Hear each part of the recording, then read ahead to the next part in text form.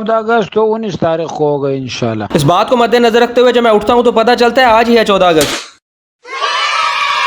सुबह सुबह ना चाहते हुए उठता हूँ और हल्का सा पानी मुंह पर छिड़कने के बाद आपका भाई निकल पड़ता है मंजिल मकसूद की तरफ।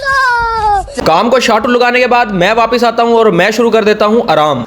अभी मुझे सोए हुए पूरे कोई 315 सेकंड गुजरे होते हैं और मुझे दोबारा से उठना पड़ता है।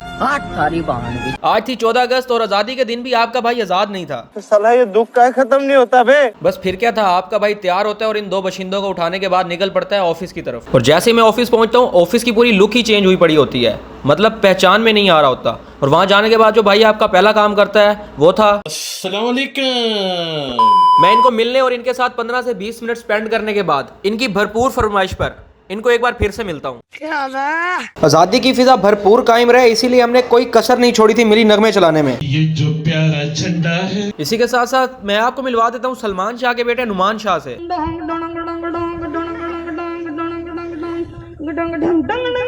क्या होता है? सब कुछ सही चल रहा होता है कि हमारे बॉस हमें एक काम भेज देते हैं। अब लेना क्या था ना उनको पता था और ना ही हमें। उन्होंने कहीं पहली बार देखा था और हमने उनसे पहली बार सुना था। बस फिर क्या था, उसके जवाब में हम लोग पूरे शहर का चक्कर लगाने के बाद वापिस आकर कहते हैं दुकानें ही बंद थी। हम लोग जैसे ही वहां से वापस आते हैं हमें पता चलता है कि केक कट हो चुका है। हम लोगों ने गरीबी देखी है। बस फिर क्या था, बिरयानी और केक को रगड़ा देने के बाद हम लोग निकल पड़ते हैं अपने घरों की तरफ।